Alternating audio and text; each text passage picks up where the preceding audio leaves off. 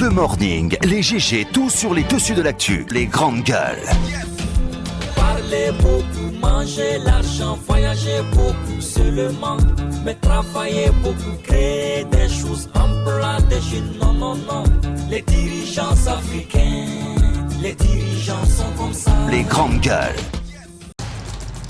Ils sont de retour, avec la même détermination, l'envie de servir le peuple. Bienvenue dans la 9e édition des Grandes Gueules de Radio Espace Guinée. Dans 3, 2, 1, c'est parti! On peut appeler ça Money Time, semaine décisive évidemment, la DER avec les grandes gueules. Merci de nous rejoindre. Si vous nous écoutez sur Radio Espace Cancan sur 99, vous êtes du côté de l'AB 99.7, Zérékoré écoute Radio Espace à travers la fréquence 99.7. Merci de nous rejoindre. Au menu, on s'intéresse à l'actualité vers une hausse de prix des produits pétroliers donc en Guinée. Oui, le gouvernement guinéen s'apprête donc à procéder à un réajustement du prix du litre à la pompe. Ce serait une exigence des institutions de Bretton Woods, le dit Titi, en vue de la poursuite de leur programme avec la Guinée.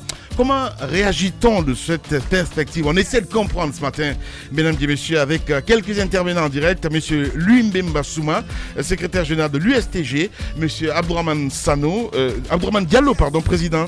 Abdourahmane Sano, c'est bien cela, voilà, président de la PQD. Takana Zion, candidat du PUP à la présidentielle de 2020. Ce n'est pas une hallucination, il le dit Titi. Du moins, pour l'artiste reggaeman, tenez bien, contre vents et marées, Mokhtar Souma, alias Takana Zion, reste droit dans ses bottes. Il veut être candidat de l'ancien parti au pouvoir. Le dirigeant actuel de la formation politique du défunt président Lansana Conté proteste et menace même de porter plainte contre l'artiste. Qu'est-ce qui justifie ce choix? Nous posons cette question ce matin. Pourquoi ces revendications qui le candidat du PIP en 2020, Takana Zion, vous allez l'entendre ce matin, et pourquoi pas quelques responsables du PIP, Parti de l'Unité et du Progrès, en direct dans cette émission. D'autres sujets viendront s'ajouter à tout ceci pour votre plaisir. Moussa Moïse Silla, bonjour. Bonjour Lamine Guérassi, bonjour à tous. Bonjour mon cher Obi. Bonjour. Bonjour Mafoudi Abangora. Bonjour Lamine, bonjour à tous. Bonjour Titi. Bonjour Lamine, bonjour à tous. Bien, allez, on s'intéresse à l'actualité, mon cher Titi, avec cette sortie du général Sekouba Konaté. Oui, c'est une sortie, ma foi, qui continue donc de faire des vagues, donc ça suscite des commentaires assez nourris au sein de l'opinion. C'est qui le gros ventre qui est à la Banque Centrale? C'est ce qui a fait viral sur les réseaux sociaux. L'homme enceinte que le général Sekouba décrit. C'est qui? Ouais, mais toi tu étais dans le secret. Ben oui, tu vas nous le dire. Mais non. Non, mais c'est les grandes gueules. Ben oui, c'est les grandes gueules, mais bon, je ne vais pas dire ce qu'il n'a pas dit à l'antenne, mon cher Obi. Tu me demanderas les coulisses, je t'expliquerai comment ça s'est passé. Mais c'était viral sur les réseaux sociaux. Les gens ont bien envie de savoir. La question a été plusieurs fois posée sur Facebook, etc. Partout. Même dans certains médias, c'était viral. Tout le monde se demande, c'est qui ce gros ventre? C'est viral. En même temps, la deuxième question que les internautes se posent, c'est dans quelle prédisposition était le général Sekouba Konaté lorsque vous l'avez interviewé sur le plateau, Lamine Guérassi? Est-ce qu'il avait toutes ses facultés mentales, normales, tout allait bien, le général, il était en phase avec lui-même, il parlait comme s'il parlait à ses troupes. Ouais. Il n'y avait rien de... Vous savez un peu de quoi je parle. Oui, rien n'était là pour troubler. Personnellement... Non, il faudrait qu'il le dise parce que c'est lui qui l'a interviewé. Je donne mon avis. Je donne mon avis. Est-ce qu'il était sous l'effet de quelque chose? Bien, vous avez posé une question, Moussa, donc attends qu'on t'aide à avoir une réponse. Ah non, mais moi, personnellement, j'ai regardé... Attendez quand même, attendez, on va ordonner le débat. J'ai regardé... Attendez quand même. Arrête, Lamine, il est assis comme il est assis comme s'il fait l'air innocent. Moi, alors c'est à son tour d'être vous savez ce que ça pose comme problème en posant ces questions. Non, Lamine, permets Lamine. Que c'est difficile de passer dans les grands. Oui, mais permets Lamine. Vous posez des questions, vous ne me pas répondre. Ouais, effectivement. Non, mais le problème que ça pose, justement, c'est que vous posez des questions sur l'état dans lequel s'est trouvé certainement le général au moment de la réalisation de l'interview. C'est que vous avez certainement des doutes sur dans quel état il peut être. Non, attendez, c'est extrêmement grave. Je considère que jusqu'à preuve du contraire, c'est un adulte, c'est un grand adulte, je peux me permettre, qui est suffisamment en possession de ses moyens intellectuels et psychologique. Donc, quand il vient à une émission comme ça, un plateau aussi suivi, couru, il doit être donc dans les bonnes prédispositions pour pouvoir faire face à un journaliste de la trempe de Lamine Guirassy. Donc, je ne me pose pas de questions sur l'état dans lequel il était. Autrement, ça renvoierait à des doutes sur ce que peut être les attitudes, ce que peuvent être plutôt les attitudes de ce journal. Ça peut même renvoyer à un état second qu'il peut avoir dans la vie ou dans des circonstances comme ça. Je pense que c'est malsain. Oui, c'est malsain. En même temps, moi je t'explique un peu les contextes. Comment ça s'est passé exactement. Alors, moi ça fait des années, si tu veux, j'ai pas de nouvelles du général Sekouba Konaté. J'ai pas son numéro de téléphone. Et du jour au lendemain, je reçois un mail de Dansoko, ici, qui est l'assistante, et qui me dit le général Konaté souhaite que tu l'appelles. Moi je reçois ce mail, il était 16h à Paris. Je rappelle le numéro de téléphone, il n'a pas décroché. Je lui ai envoyé un SMS, je dis c'est Lamine Guirassy. Immédiatement, en quelques secondes, il me rappelle. Il me dit il faut qu'on se voit. Ça fait 2 mois, je suis en train de te chercher. Il faut qu'on se voit. Je dis ah ok, ça tombe bien, je suis à Paris. Donc si vous voulez, il n'y a pas de problème. Il me dit de venir le soir. Je dis mais non, le soir j'ai d'autres interviews à faire, donc c'est assez complexe. Mais si vous voulez, le lendemain on peut se revoir. Il a demandé à ce qu'on se voit du côté de la gare du Nord parce qu'il partait à Bruxelles. On se voit là. Pour moi, c'était juste une prise de contact et savoir un petit peu pourquoi il voulait me voir. Il m'a dit non, ben écoute, il faut qu'on aille ensemble à Bruxelles. Je lui ai dit mais non, mais je suis pas venu pour ça. On peut pas aller ensemble à Bruxelles. Il m'a dit non, il faut qu'on aille, en même temps on va discuter dans le train. Donc c'est ce que j'ai fait. On est allé ensemble à Bruxelles. Le lendemain on est revenu. Il a demandé à avoir une interview. J'ai dit ben il n'y a pas de problème. J'ai dit ça sera sur quoi exactement. Il dit mais sur beaucoup de choses. Ça fait longtemps que j'ai pas parlé. Ce que j'ai fait, j'ai appelé Jeff et puis on a demandé à enregistrer l'émission. Jeff a dit comme c'est un ancien président de la transition de faire l'émission en live. Donc le risque était énorme. Donc j'ai demandé si tu veux certaines conditions pour vraiment faire l'émission comme ça se devait. L'émission, on était censé prendre l'antenne à 18h. Finalement, on a pris 30 minutes de retard. Je l'ai expliqué à Moussa Moïsi là. Donc, il fallait rester 15h, 17h vraiment au repos parce que c'est un match pour moi. C'est assez complexe parce que c'est une émission en live quand même. Et c'est un militaire, donc c'est assez compliqué. Et puis voilà. Donc, là, on est venu. Je l'ai entendu. Il est venu avec ses gardes du corps. Et puis, le plateau était libéré. Le général était sain. Je veux dire, si vous posez des questions à dire que est-ce qu'il était dans un état séguant? Non, Moussa Moïsi là. Il était bien conscient de tout ce qu'il disait.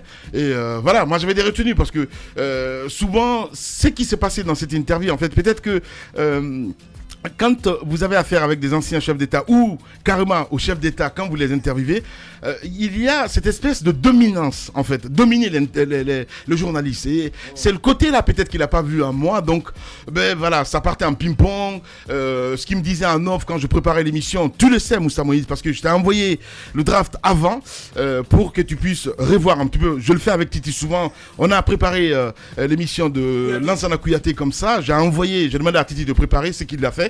Et il a envoyé les questions. Donc on a échangé comme ça et puis on a diffusé l'émission. À la fin, j'ai vu un général qui avait gros sur le cœur, donc il voulait vraiment dire des choses.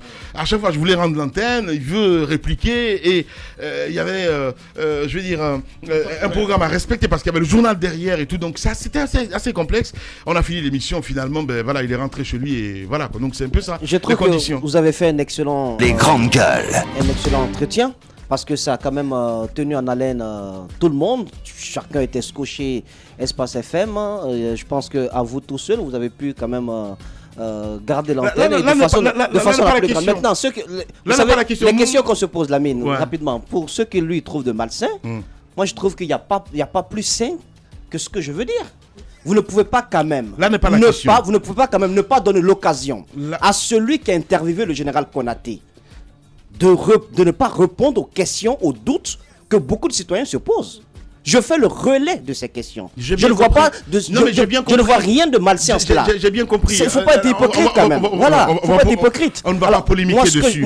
Il y a des sujets qu'il a souhaité, par exemple, qu'on en parle, comme le sujet du 28 septembre. J'ai trouvé que, il était fuyant sur ce sujet-là. Et à chaque fois, je revenais sur cette question parce que pour moi, c'était important que le peuple puisse savoir ce qui s'est passé. La gravité ou la difficulté, c'est que c'était une émission en direct. Donc, pas de censure. Il pouvait dire beaucoup de choses. Voyez-vous ce que je veux dire? Donc, après, l'autre côté aussi, donc on ne pouvait pas maîtriser, c'était cette demande express de demander aux téléspectateurs d'intervenir en direct. Parce qu'à rappeler que cette chaîne, elle est suivie sur toutes les plateformes en France. Ceux qui connaissent Free, ceux qui connaissent SFR, ceux qui connaissent Bouygues, mais aussi Relais du côté des Antilles. On était carrément, je veux dire, débordés à la fin et il fallait rendre l'antenne. Après, je l'ai posé quand on a fini pour le débrief et tout ça. Qu'est-ce qu'on n'a pas peut-être dit à l'antenne? Est-ce que tu voulais dire peut-être cette reconnaissance envers Lansana Kouyaté? Ça, j'ai pas trop compris. Et je pense qu'il s'est lâché à la fin parce que quand je lui ai posé la question à savoir, j'ai de photos comme elle fait dans les grandes gueules, à savoir, oui, qu'est-ce qui vous inspire telle personne. Voilà, je pense qu'il a eu à toucher un mot par rapport à Kouyaté, à dire Kouyaté était, si vous voulez, ce leader-là qui était, comment dire ça, généreux en temps de transition et tout ça. Et voilà, quoi, je me suis dit... Et il faisait référence à quel militaire autour de lui qui aurait souffert et qui les élections, je sais pas, c'est Julien, c'est son aide de camp. Je l'ai trouvé avec ce monsieur-là. Quand on s'est vu à la gare du Lion, la première chose qu'il m'a montré, c'était parce que le gars il portait des gaffes. Il a dit enlève ça. Donc le monsieur est arrivé, j'ai vu. Ok, bon, d'accord. Donc il l'a ramené sur le plateau. Voilà, il l'a amené sur le plateau parce que c'est son aide de camp en fait. Il l'a amené sur le plateau. Il a demandé à ce que le monsieur vienne montrer son visage à l'écran. Ça, c'est des choses qu'on peut pas contrôler. Exactement. Mais il a aussi remercié et salué la France. Ouais. Je comprends pas. Parce que tout simplement aujourd'hui le général est en phase de devenir français, si tu veux. Il a la carte de séjour. Dans quelques jours, peut-être il sera français. Donc voilà. Et c'était l'info peut-être qu'il fallait. Je pense que il est bien soigné. Il a ses entrées à l'Elysée. Sinon, c'est dire, j'ai pas vérifié tout ça. Et puis dans tous les cas, on ne va pas faire de Lamine Guirassy le porte-parole de Sekouba Konaté. Il a interviewé, il a posé les questions, on a suivi les réponses. Non. Il y a des non-dits. Après, oui. Certes, il y a des non-dits, justement, on va en parler. Parce que quand Roby me pousse à dire de qui il parlait. Exactement, vous n'êtes pas censé le savoir ou le dire. Pas du tout. Même si je le sais, c'est pas à moi de parler à sa place, mon grand. Voilà, c'est pas professionnel. Les grandes gueules. Dans mon rôle. Il est dans son rôle de polémiste. C'est ça. Je suis dans mon rôle de relayer les demandes de polémiste. Les grandes de la gueules. population. Parce que ce passage-là, je vais vous dire, il y a deux passages qui ont fait vraiment le buzz sur les réseaux sociaux. C'est le passage où le général décrit. En même temps, peut-être c'est qu'il l'embêtait un petit peu parce qu'il disait des choses, il n'y a pas de preuves.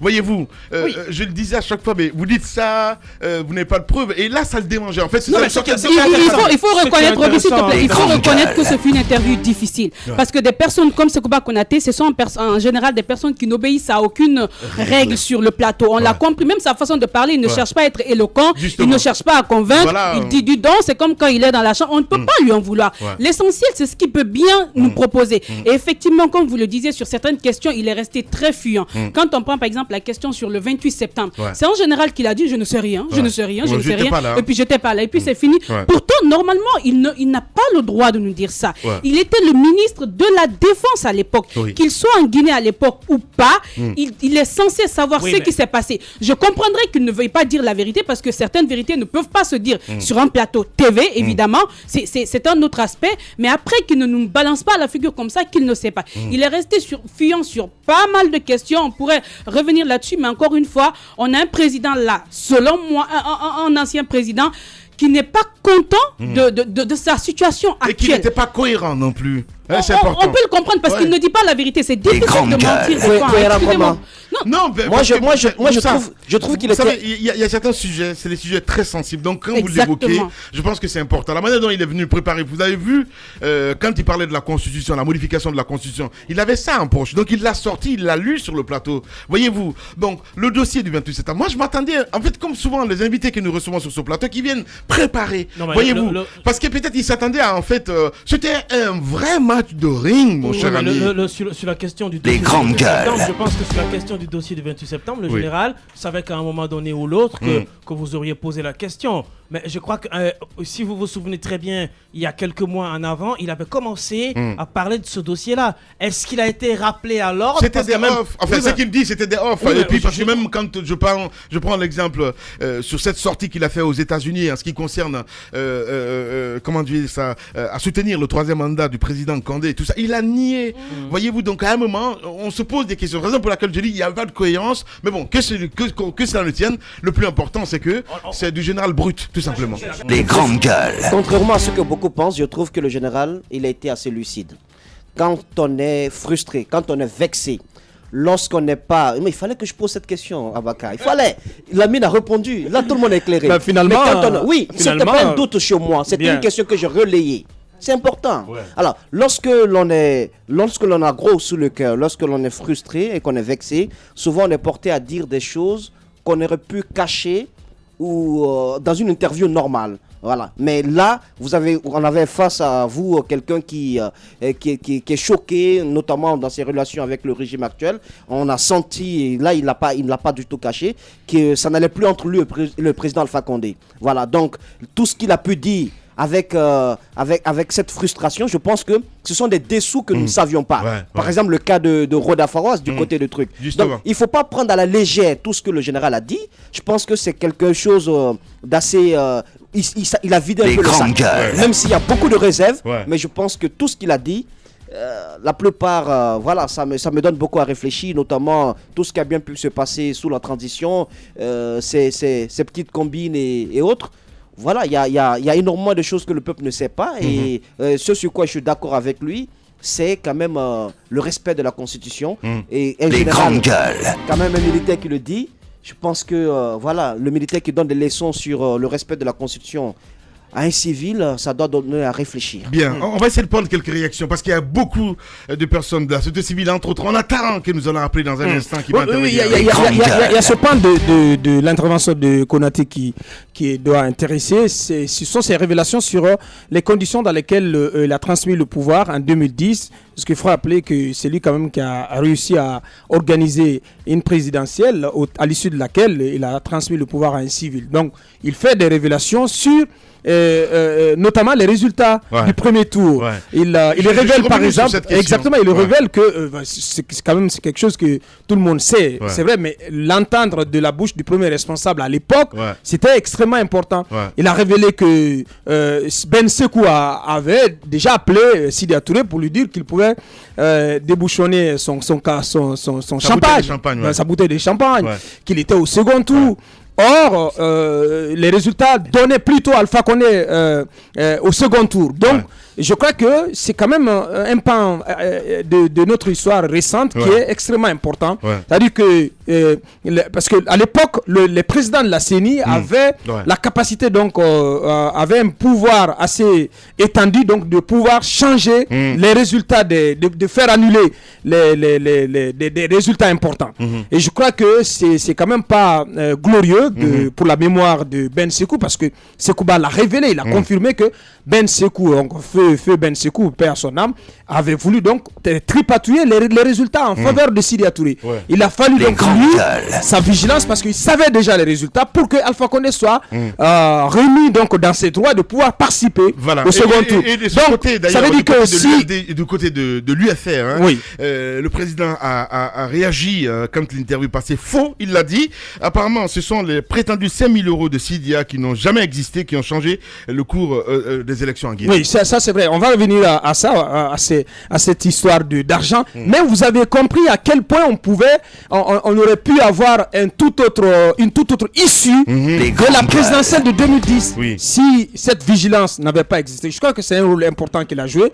Mais deuxièmement, il y a le cas il y a cette histoire d'argent et dans un premier temps, il confirme que beaucoup il avait nié. Il avait nié. Voilà. Mais après, fait d'insister. Exactement, il confirme, il avoue qu'il avait reçu beaucoup d'argent des leaders. Il a parlé d'Alpha Condé, de la cellule d'Alain Diallo, mais aussi de Sidya Touré. Mais sur le cas Sidya, je crois qu'il a confirmé après qu'il avait retourné l'argent à Baïdi. Justement, il était allergique d'ailleurs, parce que moi, j'ai pas trop compris. En fait, mais ce que ça pose comme problématique, c'est que on se rend compte que par le biais de l'argent, on peut tenter le diable. On peut être là pour tenter celui qui est donc la clé de voûte des institutions à l'époque, donc qui peut pour l'influencer, pour pouvoir peut-être faire pencher la balance des élections de son côté. Parce que si il a des preuves que Alpha Condé lui a donné de l'argent, celui d'Alain Diallo lui a donné de l'argent, je crois que c'est extrêmement grave pour notre jeune démocratie. Ça veut dire que les deux qui se retrouvent en finale, on peut peut-être aller dans une telle posture, avoir une telle grille de lecture pour dire que ils ont peut-être par le biais de l'argent, contribué à fausser le jeu pendant la présidentielle de 2010. Pourquoi pas? Bien. Pas seulement contribué, je pense que la révélation du général nous montre clairement que les résultats de ces élections en 2010 ont été clairement tripatouillés du point de vue de sa réaction. Maintenant, est-ce que ce ne sont que les 5 000 € qui étaient en jeu? Moi, j'y crois pas. Je pense que selon les dires du général, sous-entendu ce qu'il a dit, il y a beaucoup de non-dits. Ça veut dire que beaucoup de mallettes ont circulé par main interposée en cette période-là. Mais ça vient un peu... Moi, je ne suis pas défenseur de la logique de Tibou Camara, mais il faut vous souvenir qu'à un moment donné, Tibou Camara était sorti violemment et avait réagi lorsqu'il avait été accusé d'être un des acteurs qui avait participé au tripatouillage de ces élections-là. Lui, sa réaction, c'était à l'époque qu'il était dans la remise de droit parce que lui, à son avis, ce qu'il a fait comme travail, c'était éviter que ces résultats soient falsifiés. Effectivement, donc on se rend bien compte que selon les dires du général, l'argent a circulé, des résultats ont été falsifiés, certains acteurs ont voulu contribuer à la non-falsification de ces résultats. Ont-ils réussi ou pas? Bien. En tout cas... Alors, ce qu'on va faire, on va essayer d'appeler Monsieur Sidya Touré en direct dans cette émission parce que le peuple a droit de savoir, mon cher Moussa Moïsi. Je suis resté sur ma faim sur les conditions dans lesquelles le deuxième tour, lui, s'est déroulé. Ça, c'était ce dont il a parlé, c'est la décantation du premier tour au deuxième tour. Oui. Le deuxième tour qui a pris presque, je pense, 4 mois. Qu'est-ce qui s'est passé? Parce que c'est là toutes les intrigues. Il n'en a pas parlé. Voilà. Est-ce que ce qui est sorti des urnes est l'émanation du peuple? Je ne suis pas en train de douter, je suis en train de me poser une question. Est-ce qu'il y a eu ces mêmes combines qu'au premier tour? Est-ce qu'on lui a fait des propositions de mallette? Il n'en a pas parlé également pour le second tour. Alors que c'est important parce que lorsque vous allez jusqu'à dire soi-disant président élu, ça donne. Il y a le cœur qui a parlé. Il y a un moment, je pense qu'il faut avoir un peu de retenue. Je suis d'accord. Oui, Konaté doit nous dire dans quelles conditions Alpha Condé a été élu. Parce que lui-même, il l'appelle soi-disant président élu. Non, mais justement. Voilà, c'est bien cela, Ruby. Tu peux prendre ma place en même temps, il n'y a pas de problème. Allez, on direct chez le GG, monsieur Sidya Touré. Les grandes gueules. Bonjour, monsieur le président de l'UFR. Bonjour. Bienvenue dans les grandes gueules. Alors, tout le monde a suivi cette sortie de l'ancien président de la transition, général Sekouba Konaté, hier, c'était sur nos antennes. Alors, il a évoqué cette histoire d'argent. Il a parlé de beaucoup de leaders qui lui auraient donné de l'argent. Il a cité votre cas en parlant de 5 000 € que Baïdi devait lui donner, qu'il a retourné. Et dites-nous, quand savez-vous, qu'est-ce qui s'est passé? Est-ce que vous avez tenté de lui donner de l'argent à l'époque? Écoutez, moi, je suis vraiment effaré par certains des commentaires que j'entends ce matin. Le monsieur a bien dit qu'il y a des leaders qui l'ont beaucoup aidé. Il n'a pas dit combien il a reçu, mais il parle de 5 000 €. Les élections pour lesquelles il y a eu des dizaines de millions de dollars qui ont circulé, c'est Sidya qui a donné 5 000 €, c'est de la foutaise. Donc ça, c'est pas important. Par contre, le problème qui est important, et là où je suis franchement étonné par, je ne sais pas lequel des journalistes, c'est Diallo qui commente ça, la CENI est l'institution républicaine par excellence qui donne les résultats en République de Guinée. En aucune manière, ça ne peut être le président de la transition et ses collaborateurs. Si la CENI, avec tous ses commissaires, ont sorti des résultats qui sont les résultats donc qui doivent être proclamés, que vous convoquez le président de la CENI qui était malade, mourant et qui est mort 1 mois et demi d'ailleurs après, pour lui dire non, nous voulons que ce soit cela. Et que j'entende les gens dire ici tripatouiller. Mais de quel droit lui il est intervenu pour dire qu'on devait changer une position qui a été arrêtée avec les 25 commissaires de la CENI? C'est quoi cette histoire-là? Non, mais c'est lui qui le dit, c'est le journal qui le dit. J'ai entendu quelqu'un dire que oui, donc ça veut dire qu'ils ont rétabli, mais de quel droit? Non, mais monsieur le président de l'UFR, si vous permettez. Mais non. Avec des articles à l'appui. Moi, je ne comprends pas en quoi ça vous dérange, parce que tout le monde a suivi ce qui s'est passé à l'époque ici en Guinée. Dans un premier temps, il était indiqué que c'est vous qui alliez au second tour. Par la suite, patatras, c'est plutôt Alpha Condé qui, et le président Sekouba Touré et Sekouba Konaté, il l'a confirmé. Il dit que tout le monde savait à l'avance ce qui s'est passé et que Ben Sekou vous avait appelé pour dire de vous préparer, donc que vous étiez au second tour. Alors qu'est-ce qui s'est passé? Pourquoi on vous appelle, le président de la CENI vous appelle, vous dit que vous partez? Ses collaborateurs ont changé les résultats. Mais qu'est-ce que vous voulez que je vous dise de plus? Alors, nous aussi, on se pose des questions, monsieur le président de l'UFR. Posez-lui la question, mais il l'a déjà répondu. Normalement, nous sommes dans un pays de droit, c'est ce que vous essayez de dire à tout le monde, d'essayer d'expliquer. Le droit en Guinée en 2010 était que c'était jusqu'aujourd'hui. C'est la CENI qui proclame les résultats. Ouais. La CENI vous donne un résultat. Quelqu'un s'assoit dans son bureau avec ses collaborateurs, il les change et vous venez me dire oui. Heureusement, il a intervenu. Mais de quoi on parle là? Mais si, c'est lui qui le dit. Mais c'est lui qui le dit, monsieur Sidia Touré. C'est pas la loi, c'était honnêtement. Parce que pourquoi Ben Sekou vous aurez appelé? Parce que c'est le journal qui le dit. Qu'il m'appelle ou qu'il ne m'appelle pas. Moi, j'ai des représentants à la CENI. Nous avions les résultats des élections. Nous savons où étaient les documents. D'abord, moi, je ne bois pas de champagne, donc cette histoire d'appeler, c'est de la foutaise aussi. C'est juste une façon d'imager les choses, monsieur Sidia Touré. Des élections en 2010. Bien. C'était Sekouba ou c'était la CENI? Voilà. C'est la question. Bien. Alors, moi, je ne sais pas pourquoi ça vous Monsieur Sidia Touré, sur notre pan, est-ce que au regard de l'intervention de cette sortie médiatique de Sekouba Konaté du général, est-ce que l'on est en droit aujourd'hui de se poser des questions ou d'avoir des doutes sur la crédibilité de la présidentielle de 2010? Écoutez, les gens sont sortis à Conakry pour manifester pour ça. Et moi, je crois que honnêtement, je ne voulais absolument pas intervenir sur le débat, sur tout ce que ce monsieur a dit. Mais sur ce point précis, il faut qu'on soit très clair. Il a été très clair. Les résultats, quelle que soit la manière dont il l'a dit, le président de la CENI, qui a ses 25 conseillers avec lui-même, se sont assis, ils ont donné un résultat. Il s'est fait convoquer chez le président de la transition, qui, avec ses collaborateurs, comme il l'a dit lui-même hier, ont changé les résultats. Et vous voulez me faire croire que c'est ça la loi? Mais c'est pas ça la loi. Bien. Voilà. Dans les élections, on vient de sortir des élections là. Nous sommes en train de nous battre parce qu'on dit la justice a dit, la CENI a dit. Mais pourquoi on ne dit pas au président Alpha de convoquer les gens et de donner les résultats?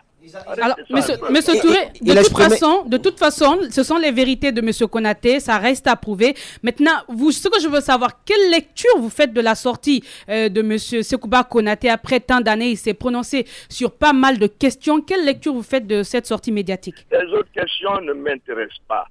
J'aurai l'occasion de parler avec vous, mais je vous dis, ce qui m'intéresse, c'est qu'il a reconnu que les élections en 2010, c'est lui qui en a modifié les résultats. Et je dis, légalement en Guinée, il n'en a pas l'autorité. Maintenant, qu'on me démontre autre chose, c'est tout. Voilà. Donc, est-ce qu'ils avaient le droit de douter de feu Ben Sekou? Parce que c'était ça le problème. Ben Sekou, c'est la CENI, c'est pas une personne qui est là-bas. Ouais. C'est toute une institution, bon sang. Bien. Voilà, le président Sidia Touré, en direct ce matin chez les GG. Merci beaucoup, monsieur le président. Merci. Au revoir. Véritable success story de la radio Espace Guinée, les grandes gueules, détentrices des meilleurs scores radio en Guinée, de la meilleure émission talk show, a donné le créneau horaire du départ au bureau et du retour à la maison, récoltant depuis des années consécutives le titre d'émission la plus écoutée en Guinée, toutes catégories confondues. Un grand total de plus de 5 millions d'auditeurs ont été fidèles au talk show Les GG, diffusé jour après jour sur toutes les stations du réseau Adafo Média de 9h à 10h30, un exploit qui restera longtemps dans les annales de la bande FM en Guinée.